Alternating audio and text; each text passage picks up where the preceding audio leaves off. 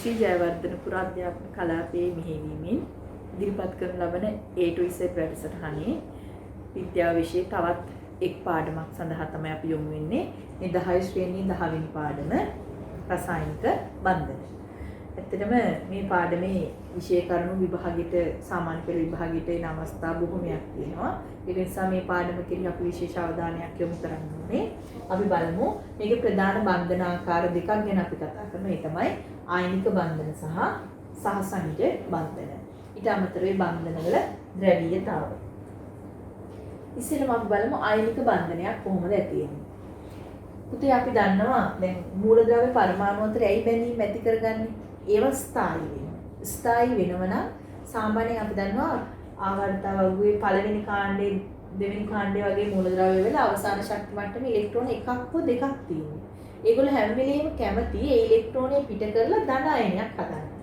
ඒතර මෙන්න මේ එක් මූලද්‍රව්‍ය පරමාණුවක් ඉලෙක්ට්‍රෝනයක් ඉවත් කරලා හැදෙනවා ධන අයනයක්. ඒ වගේම තමයි 7 වෙනි කාණ්ඩේ වගේ මූලද්‍රව්‍ය වැඩිපුර කැමති 6 වෙනි කාණ්ඩේ ඉලෙක්ට්‍රෝන ලබා ගන්න. ඒතර එක් පරමාණුවක් ඉලෙක්ට්‍රෝන පිට කරලා ධන අයනයක් හැදෙනකොට ඒ පිට කරන ඉලෙක්ට්‍රෝන ලබා ගන්න තවත් පරමාණුවක් ඉන්න ඕනේ. ඒ පරමාණුව ඉලෙක්ට්‍රෝන ලබා ගත්තාම එයා හදන්නේ මොන අයනද? ඍණ අයන. එතන මෙසේ සෑදෙන ධන සහ ඍණ අයන අතර ඇතිවන ආකර්ෂණ බලය නිසා නැත්නම් ස්ථිති විද්‍යුත් ආකර්ෂණ බලය නිසා ඇතිවෙන්නේ ආයනික බන්ධනය. එතන මේ ආයනික බන්ධනයක් ඇතිවන ආකාරය ඔබට විභාගයේ සම්හල්ලාට රූපීයව නිරූපණය කරන්න එන්න පුළුවන්. එතන ඔබට පේනවා දැන් මම මේ පළවෙනි රූපය ඇදලා තියෙන සෝඩියම් පරමාණුව. එතන සෝඩියම් පරමාණුවේ අවසාන ශක්ති මට්ටම මේක ඉලෙක්ට්‍රෝනයක් තියෙනවා. ඊට පස්සේ මේ ඊළඟට ඇදලා තියෙන ක්ලෝරින් පරමාණුව. ක්ලෝරින් පරමාණුවේ අවසාන ශක්ති මට්ටම ඉලෙක්ට්‍රෝන 7ක් තියෙනවා. එතකොට මොකද්ද කරන්නේ? මේ සෝඩියම් වල තියෙන ඉලෙක්ට්‍රෝනය මෙයාට දෙනවා. එතන සෝඩියම් වල තියෙන ඉලෙක්ට්‍රෝනය ක්ලෝරින් වලට දීම නිසා සෝඩියම් වල අවසාන ශක්ති මට්ටම ඉලෙක්ට්‍රෝනයක් නැහැ. ඒක නිසා සෝඩියම් වල ඇති වෙන්නේ දරුවනේ ධන අයනයක්. ඔබට පේනවා. ඒ නිසා අපි කොටුව අරහණක් දාලා මෙතන ධන අයනයක් කියන එක දාන්න.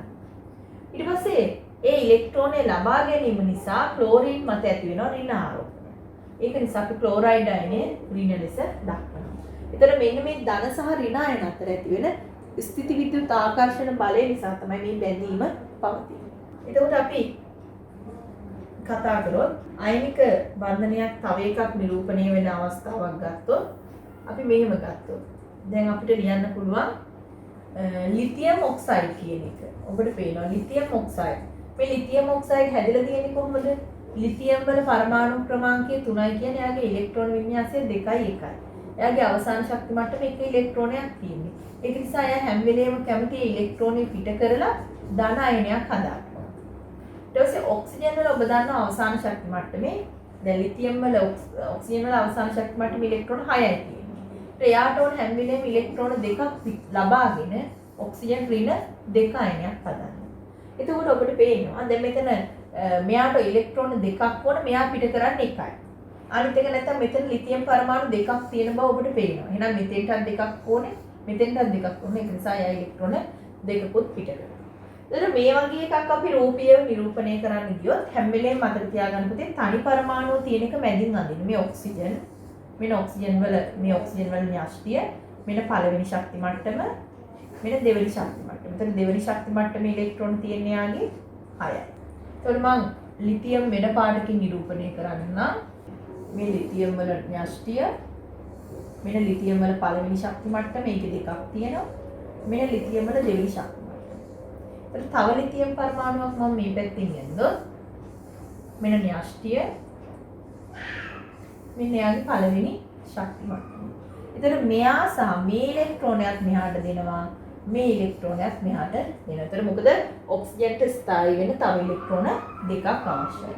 දැන් අපි මේකේ ඊළඟ අවස්ථාව ඇන්දොත් ලිතියම් වල අපිට අඳින්න තියෙන එක ශක්ති මට්ටමයි. එතකොට එයාගේ ඇති වෙන ඉලෙක්ට්‍රෝනයක් දීපු නිසා ධන අයනයක්. ඊට පස්සේ අනිත් ලිතියම් පරමාණුවේ ඉලෙක්ට්‍රෝනයක් දීලා අවසාන ශක්ති මට්ටමේ ඉලෙක්ට්‍රෝන එකක් හැදින්නේ ධන අයනයක්. ඔක්සිජන් වල මෙන්න පළවෙනි ශක්ති මට්ටමේ ඉලෙක්ට්‍රෝන දෙක මෙන්න දෙවෙනි ශක්ති මට්ටමේ මේ දෙවෙනි ශක්ති මට්ටමේ ඉලෙක්ට්‍රෝන ඊට අමතරව මේ තියෙන්නේ මේ ලිතියම් වලින් ලැබිච්ච ඉලෙක්ට්‍රෝන දෙක. ඒක නිසා එයාගේ ඇති වෙනවා ඉලෙක්ට්‍රෝන දෙකක් ලබා ගැනීම නිසා ඍණ 2 අයනයක්. ඔන්න ඔය විදිහට අපිට අයනික බන්ධනයක් මේක සමීකරණ වශයෙන් ඉදිරිපත් කරන අවස්ථාවක්. මේක රූපීයව ඉදිරිපත් කරන අවස්ථාව. ඊළඟට අපි බලමු අයනික සංයෝග. අයනික සංයෝග ඇති වෙන්නේ විද්‍යුත් ඍණතාවයේ අඩු සහ වැඩි පරමාණු අතර. අයනික සංයෝග වල ලක්ෂණ ප්‍රතිවිරුද්ධ ආරෝපණ දරන අයන වලින් සමන්විත වෙනවා. මෙන්න මේක වැදගත්. ඉහළ ද්‍රවාංකයක් සහ තාපාංකයක් තියෙනවා. ඝන අවස්ථාව විද්‍යුතය සංනයනය කරන්නේ නැහැ පුතේ. ජලීය සහ විලීන අවස්ථාවන්වලදී. ජලීය කියන්නේ ජලයේ දිය කරලා සාදාගත් ද්‍රාවණයක්. විලීන කියන්නේ ඒ ඝන ද්‍රව්‍ය රත් කරලා දැඩි උෂ්ණත්වයකට රත් කරලා ද්‍රව බවට පත් කරාම අපි ඒකට කියනවා විලීන ද්‍රාවණයක් කියලා. ඒතර ජලීය හෝ විලීන ද්‍රාවණ තුළින් විද්‍යුතය සංනයනය කරනවා. බොහොමයක්ම අයනික සංයෝග ජලයේ දිය වෙනවා. කාම උෂ්ණත් විනිමය පවතින්නේ ඝන ස්ඵටික රූපී දැලිස් විදියට. ඊළඟට දැලිස් ගැන කතා කරොත් අපි කතා කරනවා පරමාණුක දැලිස් සහ අයනික දැලිස්. ඒතර පරමාණු සහසංයෝග බැඳිලා දැලිස් සකස් වෙලා තියෙනවා නම් අපි ඒවට කියනවා පරමාණුක දැලිස්. දැන් කාබන් වල බහුරූපී ආකාර දෙකක් තියෙනවා. එකක් තමයි මිනිරන් සහ අනිත් එක දියමන්ති. මිනිරන් වල තියෙන විශේෂත්වය එක් කාබන් පරමාණුවක් තවත් කාබන් පරමාණු 3කට තමයි සම්බන්ධ වෙලා තියෙන්නේ. ඒක නිසා ඒකේ බන්ධන සෑදීමේ සහභාගී නොවන ඉලෙක්ට්‍රෝන තියෙන නිසා දරුවනේ විද්‍යුත් සංනායකතාවක් තියෙනවා. දියමන්ති වල එක් කාබන් පරමාණුවක් තවත් කාබන් පරමාණු 4කටම සම්බන්ධ වෙලා තියෙනවා. දෘಢතාවයෙන් වැඩිම ද්‍රව්‍ය දියමන්ති. ඒ අපි කතා කරේ පරමාණුක දැලිස්. ආයනික දැලිස් කතා කරොත් ආයනික බන්ධන සහිත සංයෝග ත්‍රිමාණව සකස් වෙලා තියෙනවා. දැන් මේ තියෙන්නේ සෝඩියම් ක්ලෝරයිඩ් ආයනික දැලිස. ඒකේ එක් සෝඩියම් පරමාණුවක් තවත් ක්ලෝරින් පරමාණු 6කටත් ක්ලෝරින් පරමාණුවක් සෝඩියම් පරමාණු 6කටත් සම්බන්ධ වෙලා දැලිසක් විදියට තමයි පිහිටලා තියෙන්නේ. ඊළඟට අපි කතා කරන්නේ සහසංයෝජ බන්ධන. මම මූලද්‍රව්‍ය පරමාණු අතර ඉලෙක්ට්‍රෝන හවුලේ තියාගෙන. එතකොට දෙදෙනාටම අඩුපාඩුකම් තියෙනවා. ඒ දෙදෙනාගේම මැදින් හවුලේ තියාගෙන බන්ධන හදනවා නම් අපි ඒවට කියනවා සහසංයෝජ බන්ධන. ඒතර සහසංයෝජ බන්ධන ආකාර දෙකක් තියෙනවා. ද්‍රවීය සහසංයෝජ සහ නිර්ද්‍රවීය සහසංයෝජ. ඒතර මතක තියාගන්න පරමාණු අතර විද්‍යුත් ඍණතා වෙනසක් තියෙනවා නම් ඔයාලට මේක බැලුවම පේනවා මෙයාගේ ෆ්ලුෝරින් වල 4යි මෙයාගේ 2.1යි. ඒතර මෙයා ඍණ විද්‍යුත් ඍණතාව වැඩි නිසා එයා ඊටා කුඩා ඍණ ආරෝපණයකුත් මෙයා ඊටා කුඩා ධන ආරෝපණයකුත් ලෙස ද්‍රවීයතාවයක් ඇති වෙනවා. ඒක නිසා තමයි දරුවනේ අපි ඒකට කියන්නේ ද්‍රවීය සහසංයෝජ බන්ධන. මේ නිර්ද්‍රවීය සහසංයෝජ බන්ධන වල මේ දෙන්නගේම පරමාණු අතර විද්‍යුත් ඍණතාව වෙනසක් නැහැ. ඒක නිසා ද්‍රවීයතාවයක් නැහැ. ඒතර මේකට තව උදාහරණයක් විදිහට කාබන් ඩයිසල්ෆයිඩ් ගන්න පුළුවන්. කාබන් වලත් 2.5යි මේ දෙකේම විද්‍යුත් ඍණතාව වෙනසක් නැහැ. මේකට තව උදාහරණයක් ද්‍රවීයයකට හයිඩ්‍රජන් ජලය. මේක ඉතාමත් වැදගත්. ඒතර මෙතන 3යි මෙතන 2.1යි. ඒතර ඔබට පේනවා මෙයා ඍණ ඩෙල්ටා විදිහටත් මෙයා ධන ඩෙල්ටා විදිහට. මෙයා ධන ඩෙල්ටා විදිහට. ඒක නිසා මෙයාට ඍණ 2යි ඩෙල්ටා. මේ වගේ ඩෙල්ටා දෙකක්. ඒතර අන්නේ විදිහට අපි ඒවට කියනවා ද්‍රවීය සහසංයෝජ බන්ධන කියලා. ඒතර සහසංයෝජ සංයෝග වල ලක්ෂණ තමයි පරමාණු කිහිපයකින් සමන්විතය මේවා කාම උෂ්ණත්වයේ ද්‍රව හෝ වායු ලෙස පවතින්නේ. ද්‍රවාංක හා තාපාංක 15යි. සමහරක් ඒවා ජලයේ දිය වෙනවා. ජලීය ද්‍රාවණ විද්‍යුතීය සංනයනය නොකරයි. ඒක ඉතාමත් වැදගත්. එතන මේ තියෙන්නේ සම පරමාණුක අණු.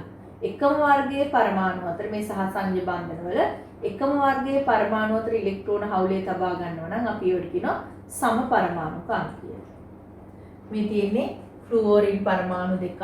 මේ ෆ්ලුෝරින් අණුව මේ හයිඩ්‍රජන් පරමාණු දෙකක්. එතකොට මෙතන ෆ්ලුෝරින් මේක අපිට නිරූපණය කරන්න පුළුවන් මේ විදිහට.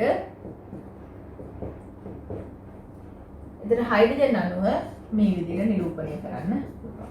එතන මේව තමයි සම පරමාණුක අණු. මේ තියෙන විෂම පරමාණුක අණු. එතන මූලද්‍රව්‍ය පරමාණු අතර ඉලෙක්ට්‍රෝන හවුලේ තබා ගන්නවා. හැබැයි පරමාණු සමාන නැහැ. එතකොට ජලාණුව කියන්නේ විෂම පරමාණු කණුවක්. මම ඔබට ඉස්සෙල්ලා නිරූපණය කරේ මේ තියෙන්නේ හයිඩ්‍රජන් බන්ධන. එතන මෙතන තියෙනවා බන්ධන වලට සහභාගී නොවුණු ඉලෙක්ට්‍රෝන යුගල් දෙකක්. අපි ඒවට කියනවා එකසර ඉලෙක්ට්‍රෝන යුගල්. ඇමෝනියා අණුවෙත් එහෙමයි. නයිට්‍රජන් හයිඩ්‍රජන් බන්ධන මේ විදිහට තුනක් තියෙනවා. ඊට අමතරව මේ බන්ධන වලට සහභාගී නොවුණු ඉලෙක්ට්‍රෝන යුගලයක් තියෙනවා. එතන විවිධ මූලද්‍රව්‍ය පරමාණු අතර ඉලෙක්ට්‍රෝන හවුලේ තබා ගැනීමෙන් තමයි දරුවනේ විෂම පරමාණු කණු ඇති වෙන්නේ. එතන මේ සහසංයෝජ බන්ධන නිරූපණය කරන ආකාර තුනක් තියෙනවා. එකක් තමයි මෙතකොට මෙතෙන්දී මේ සහසංයෝජ බන්ධන නිරූපණයේදී අර ඉස්සෙල්ලා වගේ අපි ඔක්කොම ශක්ති මට්ටම් වල තියෙන ඉලෙක්ට්‍රෝන නිරූපණය කරන්නේ නැහැ. මතක තියාගන්න මේකේ සංයුජිතා කවචය නැත්නම් අවසාන ශක්ති මට්ටමේ තියෙන ඉලෙක්ට්‍රෝන පමණයි මේකෙදි නිරූපණය කරන්නේ. එතකොට තිත් කතිර ව්‍යුහය මේකේ වෙන්නේ එක් පරමාණුක ඉලෙක්ට්‍රෝන තිතකින් අනිත් පරමාණු ඉලෙක්ට්‍රෝන කතරයකින් තමයි නිරූපණය වෙන්නේ. දැන් අපි මේකට තව එකක් බැලුවොත් කාබන් ඩයොක්සයිඩ් කියන එක. එතකොට අපි මෙතෙන්දි කරන්නේ තනි පරමාණුව මැදින් අදිනවා. අනිත් පරමාණු දෙක දෙපැත්තෙන් අදිනවා. අපි දන්නවා කාබන් වල සංයුක්තාව 4යිනේ පුතේ. 4යි කියන්නේ කාබන් වලින් ඉලෙක්ට්‍රෝන දෙකක් මේ ඔක්සිජන්ට දෙනවා. අනිත් දෙක මේ ඔක්සිජන්ට දෙනවා. එතකොට අපි බලන ඔක්සිජන් වල අවසාන ශක්ති මට්ටම ඉලෙක්ට්‍රෝන 6යි. එතකොට 6න් මේ දෙන්නට දෙකක් දෙනවා. තව 4ක් ඉතුරුයි. මෙතන 2යි, මෙතන 2යි. ඊළඟ එකේ තව දෙකක් ඉතුරුයි. මෙතන 2යි, මෙතන. ඔන්න ඔය විදිහට තමයි තිත් කතිර සටහන අඳින්නේ. එතකොට ලුවිස් තිත් ව්‍යුහයේදී සංයුජතා කවච ඉලෙක්ට්‍රෝන ඔක්කොම තිත් වලින් නිරූපණය කරන්න. ඒක හරිම ලේසි. එතකොට තිත් කතිර සටහන ඇඳ ගන්න පුළුවන් නම් ඔබට ඊතුරු තිත් ව්‍යුහය නිරූපණය කරන්න පුළුවන්. ඊළඟ ලුවිස් ව්‍යුහය. මේකෙදී බන්ධන ඉලෙක්ට්‍රෝන යුගල කෙටි ඉරකිනුත් සහභාගී නොවන එකසර ඉලෙක්ට්‍රෝන යුගල් තිත් වලිනුත් දක්වනවා. එතකොට මෙන්න මේ විදිහට. දැන් අපි ඉස්සෙල්ලා දැක්කු කාබන් ඩයොක්සයිඩ් කියන එක මෙන්න බන්ධන ඉලෙක්ට්‍රෝන මෙන්න එකසර ඉලෙක්ට්‍රෝන. මෙන්න බන්ධන ඉලෙක්ට්‍රෝන මෙන්න එකසර ඉලෙක්ට්‍රෝන.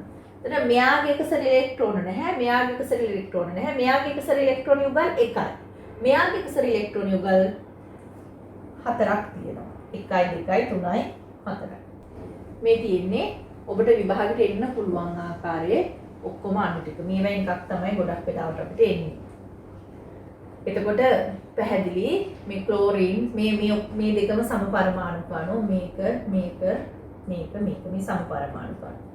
ඒතර ඔයාලා දන්නවා. එතකොට ඒකේ තීරණය කරන්න වෙන්නේ අවසාන ශක්ති මට්ටමේ ඉලෙක්ට්‍රෝන සංඛ්‍යාව. එතකොට එහෙනම් ඔක්සිජන් වල නම් 8යි කියන්නේ 2යි 6යි. එතකොට මෙයාගේ 6යි කියන්නේ යාට ස්ථායී වෙන බැඳීම් දෙකක් ඕනේ. නයිට්‍රජන් ගත්තොත් 7යි 2යි 5යි. එතකොට යාට ස්ථායී වෙන බැඳීම් කීයක් ඕනේද? 3ක් ඕනේ. එතකොට එයාත් එක්කම තව පරමාණු 3ක් සම්බන්ධ වෙනවා.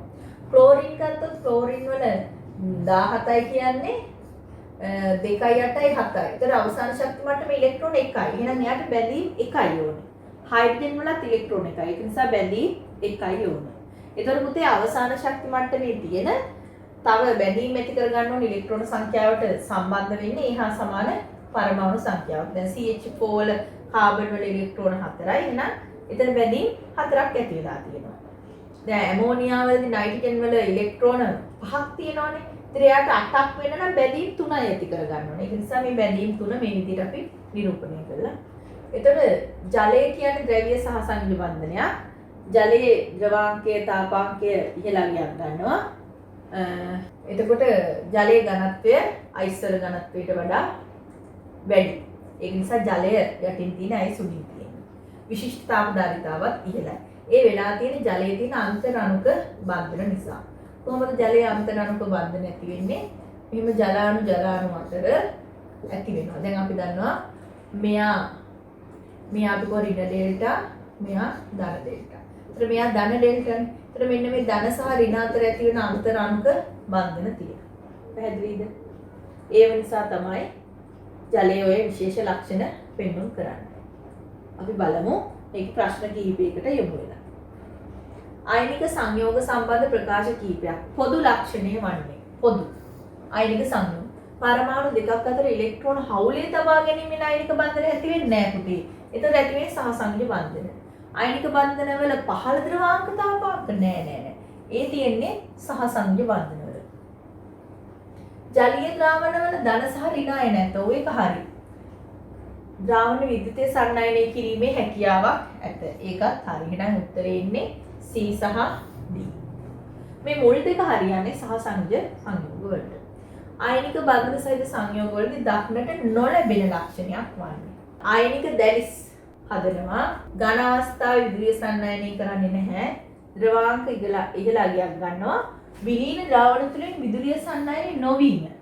නොවීම නෙවෙයි විදුලිය සන්නායනය වෙනවා. එහෙනම් නොලැබෙන ලක්ෂණය නොවීම. ඇමෝනියා අණුවේ ලුවිස් ව්‍යුහය. ලුවිස් ව්‍යුහය කියන්නේ පුතේ මේක තිත් කතිරයක මේක තිත් ව්‍යුහය. මෙන්න මේක තමයි ලුවිස් ව්‍යුහය. අරක වැරදි එක. මේක තිත් කතිර සටහන.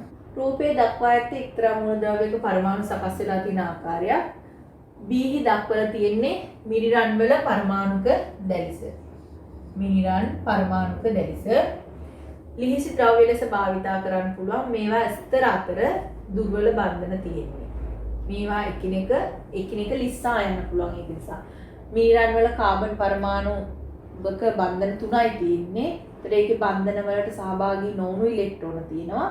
ඒවා අතර ඇතිවන දුර්වල බන්ධන නිසා එකිනෙක ලිස්සා යන්න පුළුවන්. මේකේ බල්බය දැල් වෙනවා. මේකේ බල්බය නොදැල්වි. ලැබුණු නිරීක්ෂණ අනුව X ද්‍රාවණයේ සෑදීමට ගන්න. X වල බල්බය දැල් වෙනවා නම් බන්ධන ස්වරූපය මොකද්ද? අයනික බන්ධන. B ද්‍රාවණයේ සෑදීමට භාවිතා කළ හැකි රසායනික ද්‍රව්‍යයක්. B අපිට හදන්න පුළුවන් ග්ලූකෝස් ද්‍රාවණයක්. ඒතර විද්‍යුතය සන්නායනය වෙන්නේ නැහැ. ද්‍රාවකයේ ජලය කාමර උෂ්ණත්වයේ ද්‍රව්‍යයක් ලෙස පැවතීමට. ජලයේ කාමර උෂ්ණත්වයේ ද්‍රව්‍යයක් ලෙස පැවතීමට හේතුව අන්තර් අණුක බන්ධන පැවතීම. අන්තර් අණුක බන්ධන පැවතීම. OH බන්ධනයේදී ඔක්සිජන් පරමාණුව හයිඩ්‍රජන් පරමාණුව ලැබෙන ආලෝපන. ඒතර ඔක්සිජන් පරමාණුව ලැබෙන්නේ ඍණ ආරෝපණයක්. හයිඩ්‍රජන් පරමාණුව ලැබෙන්නේ ධන ආරෝපණයක්. X හා Y ද්‍රාවණ සැකසීමේදී සැලකිය යුතු කරුණක්. මේවා දිය කරන්න ඕන පුතේ ආශ්‍රිත ජලයේ. මොකද ලවණ සහිත ටැප් ජලය දිය කරොත් මේවා වෙනස් වෙනවා.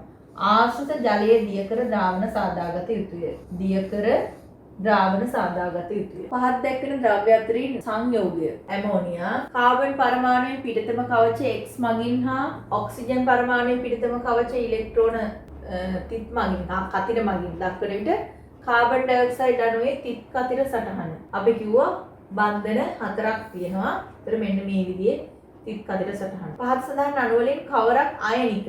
අයනික නම් පුතේ ආවර්තාවකුයි 1 හා 2 කාණ්ඩ අතර ඇති වෙන අයනික බන්ධන. එහෙනම් මෙතන පළවෙනි කාණ්ඩයේ තියෙන පොටෑසියම් ක්ලෝරයිඩ්. ස්වාභාවික ද්වි පරමාණුක අණු වශයෙන් පවතින්නේ ක්ලෝරින් Cl2 විදියට පවතී. M වල සංයුක්තාව 3යි. M වල ඔක්සයිඩේ සූත්‍රය. ඒතර M වල සංයුක්තාව 3 නම් ඔක්සිජන් වල සංයුක්තාව 2යි. ඒතර සූත්‍රය වෙන්නේ M2O3. පරමාණු අතර බන්ධන ඇති වෙන්නේ ඉලෙක්ට්‍රෝන අතර. න්‍යෂ්ටි හෝ ප්‍රෝටෝන හෝ නියුට්‍රෝන. න්‍යෂ්ටිය තියෙන ඒවා නෙමෙයි. අයනික බන්ධනයක් අඩංගු වන්නේ සෝඩියම් ක්ලෝරයිඩ් පළවෙනි කාණ්ඩයේ. X මූලද්‍රව්‍ය Y මූලද්‍රව්‍ය හා සංයෝජනය වීමෙන් XY නම් ඝන සංයෝගය හදනවා. XY පවතින්නේ අයනික බන්ධනද පරීක්ෂණාත්මකව උපකරණ සකස් කරන්න තියෙන මේ විදිහේ ඇටෝමක් සකස් කරලා කාබන් කූරු දාලා මෙතෙන්ට කෝෂයක් දාලා බල්බයක් දැම්මහම ඒ ද්‍රාවණය දැම්මහම බල්බේ දැල්වේ නම් අයනිකයි බල්බේ නොදැල්වේ නම් සහසංයෝගය. XY සංයෝගයේ පවතින්නේ අයනික නම් අපි දන්නවා බල්බය දැල් වෙනවා. අයනික බන්ධන සහිත සංයෝගවල දැකිය හැකි ලක්ෂණ ද්‍රවාංක තාපාංක ඉහළ අගයක් ගන්නවා. ජලීය හෝ විලීන ද්‍රවණ විද්‍යුතය සන්නායනය කරනවා.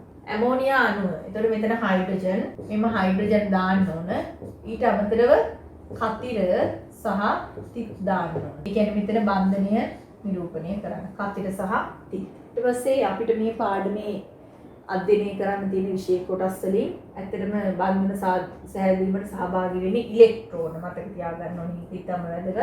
එතකොට ඉලෙක්ට්‍රෝන සහභාගී කරගැනීමෙන් බන්ධන ඇති වෙන ආකාර දෙකක් තියෙනවා. අයනික බන්ධන සහ සහසංයෝජ බන්ධන.